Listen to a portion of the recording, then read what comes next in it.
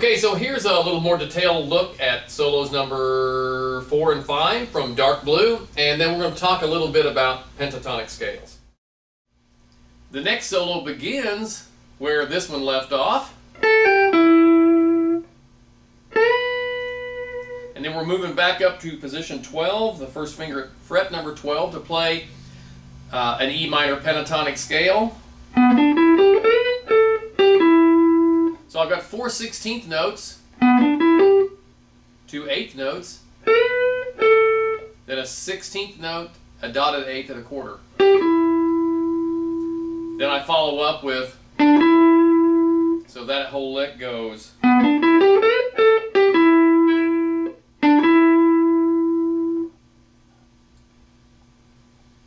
Moving to the A minor chord, I'm moving back down to this position down here to play my C note.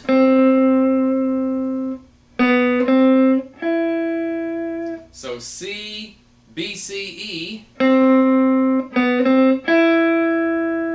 then B, C, G, and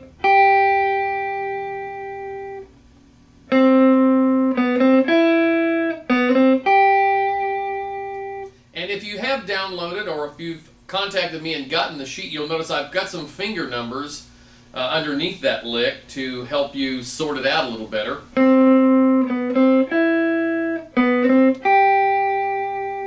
Then that's followed by, when the B chord comes back again, I'm moving back to this, what I would call a B minor pentatonic scale. Then here's the A minor chord. I'm just thinking of it as an E minor pentatonic scale.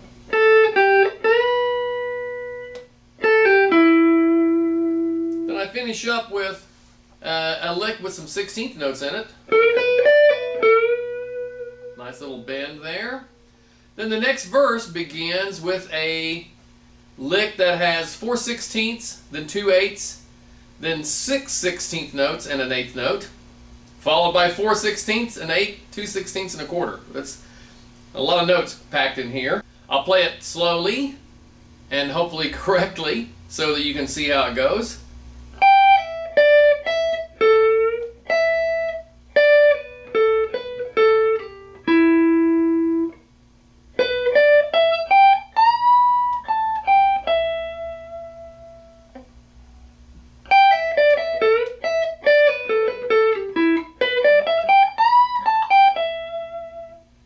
Now this is one of those cases where using the little finger on this note as opposed to playing with the third finger, I think dividing up the labor between the fingers works really well in this kind of lick. You know, being able to consistently play that lick correctly.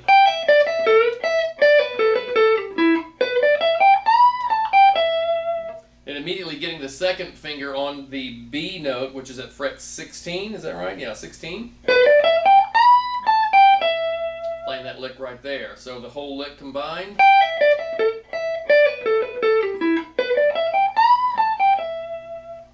Then we have 2 half notes.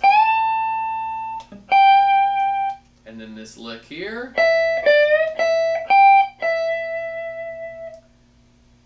On the next 2 measures, which are an A minor 7 chord, I am moving to this position here, and you can think of it as the A minor pentatonic scale.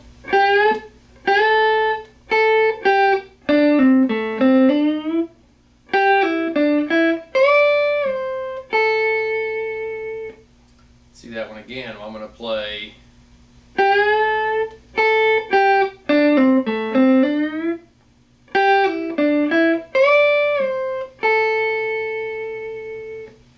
And we return to an E minor 7 chord, so we're going to go down to the open end of the guitar and play the A note bent.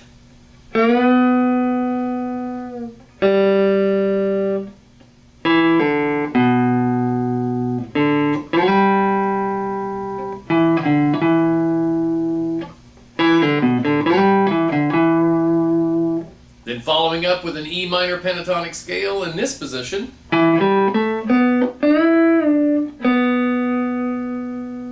Bending the C note again for the A minor chord.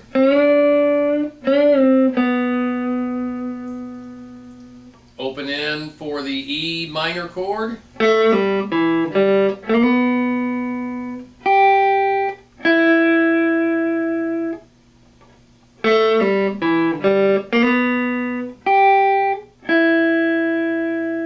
then our turnaround. Oh yeah, that D sharp chord, or D sharp note rather, the only time that note's really right is on that B7 chord.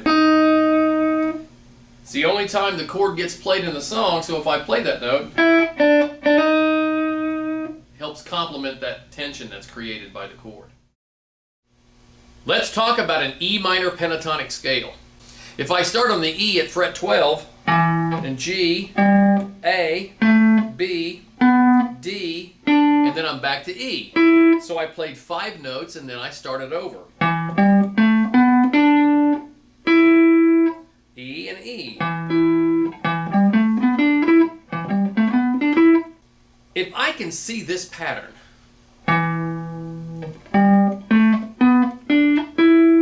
then when I put my first finger on the E note that's right here at fret 7 on the A string, I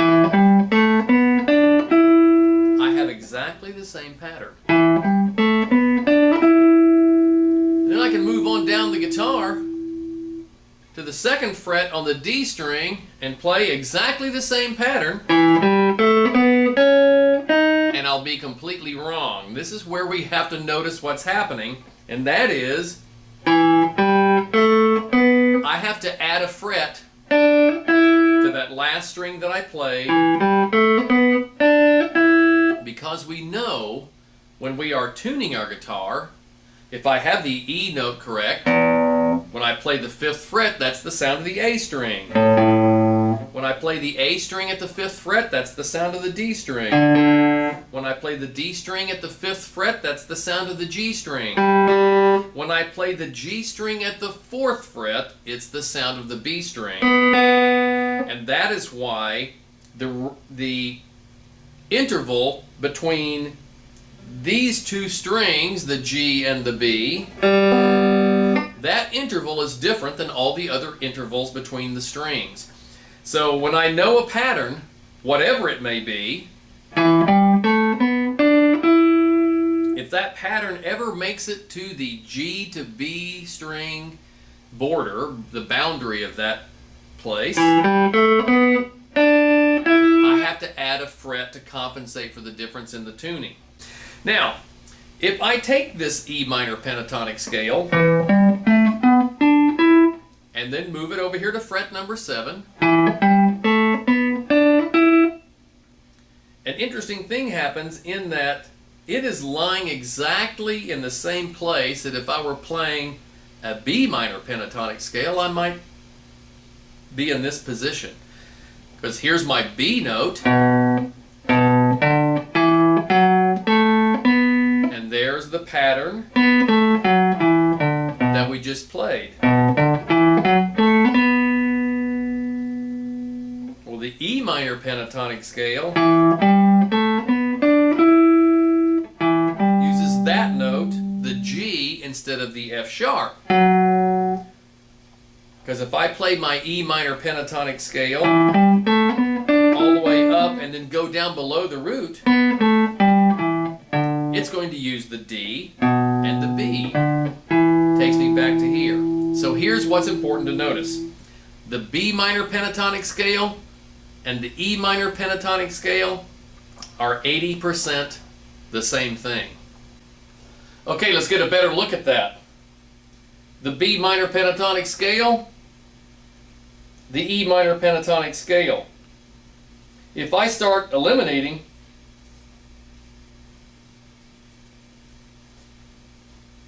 the notes that are the same,